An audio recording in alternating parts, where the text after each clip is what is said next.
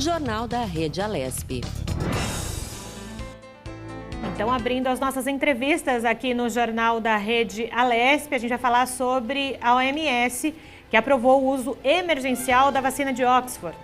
Antes, somente a vacina da Pfizer tinha o aval da OMS no Brasil. A vacina da Oxford foi aprovada pela Anvisa e agora o Ministério aguarda a entrega das doses compradas via Aliança Covax. E sobre esse assunto, a gente conversa agora com Renato Kifuri, ele é diretor da Sociedade Brasileira de Imunizações. Bom dia, doutor Renato, seja bem-vindo novamente aqui ao Jornal da Rede Alesp, tudo bem? Tudo bem, olá Júlia, olá Tayana, prazer sempre falar com vocês. Bom dia a todos. Bom dia, doutor. Então, o que significa, para o plano de imunização mundial, a OMS aprovar aí a vacina de Oxford? Olha, Tayana, alguns países, ou muitos países do mundo, não têm agências regulatórias como o Brasil. Então, eles dependem de uma aprovação ou de uma certificação da Organização Mundial de Saúde para poder usar a vacina, uma qualificação. Aqui no Brasil, isso tem uma vantagem especial com a vacina Oxford, porque esta que vem via COVAX Facility, via Organização Mundial da Saúde, não vem da mesma fábrica que nós estamos trazendo os IFAs e fazendo a transferência de tecnologia, que é a fábrica da Índia. Então, como vem de outra fábrica, a Anvisa precisaria certificar novamente esse produto. Recebendo já essa certificação prévia do MFC, isso encurta um caminho para nós, a gente já pode utilizar de imediato assim que ela chegue. É mais um avanço aí, vamos dizer, na desburocratização desse passo a passo todo aí do licenciamento e da aprovação das vacinas. E doutor, você usou uma palavra muito boa agora, desburocratização, E muito tem se discutido da lentidão justamente da vacinação aqui no Brasil. Qual a análise que o senhor faz desse momento de vacinação que muitos acham que ainda está lenta? Olha, Julia, não acho que a gente esteja lento por burocratização, não. Eu acho que nós não tivemos a competência, o governo não teve competência de trazer as vacinas em quantidade suficiente para este primeiro momento. Nós planejamos muito bem aí o médio e longo prazo, com a transferência de tecnologia de produção de vacinas aqui para duas instituições centenárias brasileiras, Biomanguinhos, Fiocruz e Butantan. Então, no segundo semestre, a partir daí, nós vamos produzir vacinas aqui em larga escala, vamos ter vacinas provavelmente suficientes para vacinar toda a população brasileira, vamos poder ser exportadores de vacinas até. Porém, nesse primeiro momento, no curto prazo, não tivemos a mesma competência, ou seja, não foram feitos acordos de compra emergenciais. Nós estamos aí com vacinas chegando em conta-gotas, esses insumos hoje disputados mundialmente chegam aqui para produzir pequenas quantidades de vacinas e, consequentemente, a gente vacina de uma maneira muito aquém do que gostaríamos num momento muito duro da pandemia, Então, a cada quinzena, cada semana, cada mês que nós retardamos a vacinação, a gente já continua acumulando 1.000 mortes diárias, Então, nós estamos falando de atraso de doses, atraso e perdas de vidas na mesma proporção. Agora, doutor, uma dúvida, Quem tomou aí a primeira dose da Coronavac pode ser exemplo para tomar aí a segunda dose da vacina de Oxford? Como que funciona aí? Explica um pouquinho para a gente. Olha, Tayana, não tem nenhum estudo de intercambiabilidade, ou seja, você aplicar uma primeira dose de um produto e depois seguir com outro produto. Esses estudos até serão bem-vindos, já estão começando a serem feitos, porque isso é uma situação que eventualmente vai acontecer não só aqui no Brasil, mas em todo o mundo.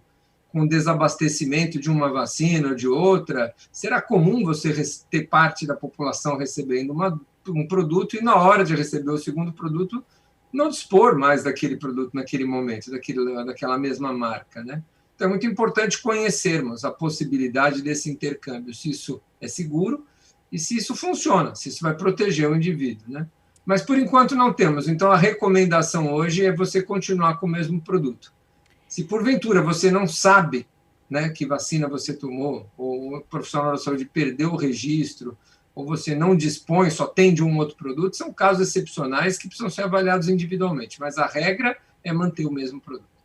Doutor, nós estamos aí 1 mês e meio desse processo de imunização aqui no Brasil. E como o senhor mesmo disse há pouco, né, nós não tivemos uma baixa no número de mortos, né, nas últimas semanas e nem com relação à taxa de letalidade. Em que momento nós conseguiremos ter um equilíbrio ou justamente o que todo mundo espera, essa diminuição das mortes? É um processo ainda longo? Justamente porque a vacinação ainda está no início, a gente não consegue observar, então, rapidamente esse número de diminuição de mortes, ou tem algum outro fator aí no meio do caminho? Olha, os dados de Israel e os dados do Reino Unido publicados ontem, ou divulgados ontem, são emblemáticos, né? Mais uma vez mostrando do que as vacinas são capazes. O Reino Unido, após vacinar cerca de 40% da população, os dados que eles apresentaram na última publicação foi com 38% da população vacinada, mostrou uma diminuição de 90% de mortes em idosos acima de 80 anos. Mostrou 80% de redução de hospitalização por Covid, porque contemplou os grupos mais vulneráveis. Mostrou 60% de redução de casos da doença, mesmo entre não vacinados.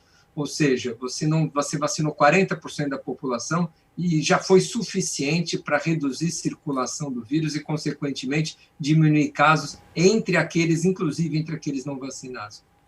O Reino Unido ontem divulgou dados muito semelhantes, com também redução de morte, eficácia da vacina, ou seja, casos em indivíduos que tomou vacina praticamente desapareceram, casos graves, mostrando novamente que a vacina ou as vacinas serão a saída para nós. Nós temos dois problemas a enfrentar. Um deles nós já comentamos, que é a lentidão, a falta de vacinas. Enquanto vacinarmos 3, 4, 5, 6% da população, nós não vamos ter resultado nenhum. Nós vamos ter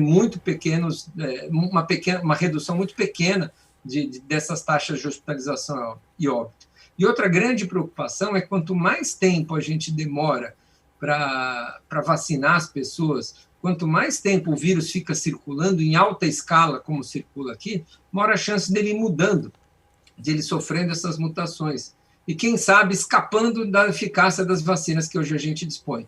Então, o risco é duplo. O risco é de continuarmos atrasando e muita gente vindo a morrer nessas semanas, nesses meses, enquanto a gente não vacina, e o risco de, quando a gente conseguir ter vacina, o vírus já estar tão diferente que essas vacinas podem não ter a mesma eficácia que elas teriam hoje. Então, são duas preocupações importantes.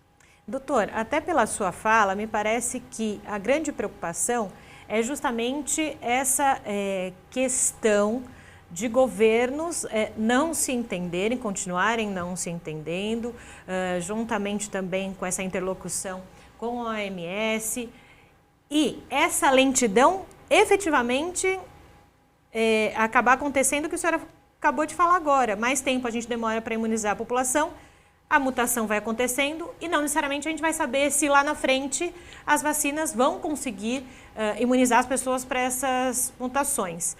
Me parece muito mais complexa essa ideia do que efetivamente só avançar na vacinação. Sem dúvida, Júlio. Acho que essa é a grande discussão. A gente tem aí um cenário preocupante, uma variante importante que surgiu aqui no Brasil vem tomando conta do país, de maior transmissibilidade, pelo menos, não está associada, ainda não houve nenhuma associação com maior gravidade de doença causada por ela, mas essa variante chamada P1, que circula aqui no Brasil agora e deve se tornar em breve a protagonista, não só lá em Manaus, onde ela surgiu, mas provavelmente em todo o país, o estado de São Paulo, outros estados já detectam a presença dessa variante, Rio Grande do Sul, Salvador, Bahia, Rio de Janeiro, São Paulo, ou seja, ela rapidamente tem se dissipado, não tivemos nenhum controle de fronteira, nossas questões de manutenção de distanciamento são muito precárias, então nós temos um cenário muito, vamos dizer, promissor para o vírus, né? Promissor para que o vírus se espalhe e encontre entre nós ainda muito suscetíveis. E como ele aumenta muito o número de casos, aumentam casos leves, aumentam casos moderados e aumentam internações e mortes também. Ele não é mais agressivo, mas na hora que você propicia uma maior circulação, você vai ver esses desfechos todos aumentando. E em muitos estados nós estamos no pior momento da pandemia. Nunca tivemos registro de casos tão altos, acima do que tivemos em maio, junho, julho, agosto do ano passado.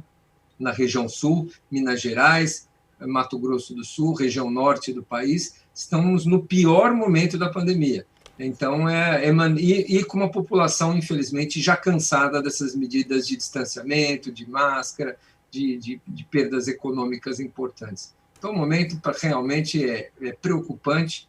E a saída que nós, vamos dizer, que nós teríamos aí para controlar essa situação seria uma vacinação ostensiva, com muitas doses de vacina, imunizando primeiramente os grupos de risco rapidamente. Então, mas esse cenário a gente ainda precisaria contar com um esforço muito grande, introdução de novas vacinas, que a gente está num caminho muito lento ainda, infelizmente. Doutor, eu queria que o senhor fizesse aí uma análise também, até pela sua formação aí como pediatra. A gente está no momento, então, em que as aulas foram retomadas e o senhor acabou até de falar que a gente vive o pior momento da pandemia. A gente está com números muito altos, né, de infectados, de pessoas internadas nas UTIs. Eu queria que o senhor falasse um pouquinho da volta às aulas, principalmente para o pai, para a mãe, que está assistindo agora o Jornal da Rede Alesp, que tem essa preocupação em mandar os filhos para a escola. Por outro lado, também tem a preocupação dos professores, dos docentes, né, e de todas as pessoas que trabalham nas escolas também. Sem dúvida, esse é um ponto bastante sensível, né, Tainara, para todos, né, como você bem colocou, para os pais angustiados, para os professores, para os profissionais da educação. Né, essa é uma questão que nós aprendemos com a pandemia, que as escolas não contribuem de maneira importante para a maior circulação do vírus. Então, são raros os casos na família onde a criança que trouxe o vírus para dentro de casa, são raros os casos graves em crianças, são raríssimas as mortes em crianças, cerca de 1,5% das hospitalizações por Covid são em crianças e menos de 0,3% das mortes acontecem em crianças menores de 20 anos de idade. Ou seja, as crianças são acometidas de maneira desproporcional em relação à gravidade com a Covid-19. Isso fez com que nós voltássemos atrás naquele raciocínio de que as escolas deviam fechar em primeiro lugar e ser as últimas a abrirem. Nós penalizamos muito as crianças de maneira inadequada à medida que nós fechamos as escolas e abrimos bares, abrimos restaurantes, abrimos shopping center, abrimos comércio e as crianças ficaram fora da escola. Isso trouxe um enorme prejuízo. É claro que em algum momento, né, eu comentei que em algumas localidades do país nós estamos no pior momento, talvez seja o momento também de rediscutir o fechamento ou não das escolas, para alguns momentos, mas jamais elas poderão ser as primeiras a serem fechadas, elas vão ser as últimas a serem fechadas. Quando você estiver fazendo um lockdown, quando você estiver fechando praticamente tudo, justifica-se também fechar a escola. A volta às aulas com cautela, com distanciamento, com máscara, com o número de alunos reduzido, com distanciamento, ela é fundamental hoje, então a gente apoia, a Sociedade Brasileira de Pediatria apoia o retorno às aulas, com todas essas precauções que a gente está fazendo. Crianças de risco, professores de risco, num primeiro momento também devem ficar afastados, e se chegar no momento onde nós precisarmos fechar tudo, inclusive a escola vai ser a última etapa a ser cumprida nesse momento de fechamento. E aí, doutor, como é que a gente lida, então, com essa questão de que as escolas precisam estar abertas, as crianças precisam estar na escola, e, ao mesmo tempo, quando a gente ouve, nessas 2 últimas semanas de volta presencial, casos de Covid-19 que aumentaram ali na comunidade ali escolar? Não é? Claro que não são as crianças efetivas que transmitiram ali. Claro que existe uma vida pregressa antes da criança ir para a escola. Muitas vezes o pai, a mãe sai para trabalhar, tem um irmão mais velho que não faz o correto, que é manter o distanciamento, e acaba isso chegando na criança, e é o que o senhor falou, a criança acaba sendo o grande vilão da história, né? Sem dúvida, eu acho que é isso, Júlia. É claro que vai aumentar os casos na hora que você aumenta transporte público, na hora que você aumenta o comércio, na hora que você abre restaurante, na hora que você abre praia, na hora que você aproxima mais as pessoas, na hora que você coloca as escolas para funcionar. Isso é um fator de maior propagação. Ninguém discute que as escolas, que ficar em casa para qualquer atividade protege mais do que você ter algum contato. O que não é justificável é nós termos todos esses contatos sociais que a gente está tendo, sim, no comércio, no emprego, no shopping, nos salões, em tudo, e deixarmos as crianças à margem dessa desse importante fator na sua educação e na sua construção. Então, as crianças voltando para a escola, por mais cuidados que se tenham, é claro que vão aumentar os números de casos, mas esse aumento não vai acometer as crianças de maneira significativa. Muitas vezes não vão ser essas crianças que vão levar a doença para dentro de casa, é o pai que está trabalhando que vai infectar o pai e a mãe, né, os adultos da casa que estão trabalhando. Então, quando você olha para o benefício que você traz para a educação e o impacto que você tem na pandemia com a volta às escolas, os dados são inequívocos em mostrar que esse impacto é sempre muito mais favorável à volta às aulas, com cuidado, com cautela, afastando as crianças e os profissionais de educação do grupo de risco e avaliando todo esse impacto que tem. Mas, na literatura, o que a grande maioria dos países fizeram e estão fazendo é retornar às aulas com todos esses cuidados e sentir que, quando você achar que a epidemia está no momento que você precisa fechar praticamente tudo, a escola é a última a ser fechada. Doutor Renato Kifuri, queria agradecer aí a sua presença aqui no Jornal da Rede Alesp, falou aí um pouquinho sobre as imunizações, né, também sobre a volta às aulas. Muito obrigada pelos esclarecimentos e até uma próxima oportunidade. Obrigada, doutor. Eu que agradeço, Tayana, sempre um prazer estar com vocês. Um abraço para todos, hein? Obrigado, Júlia.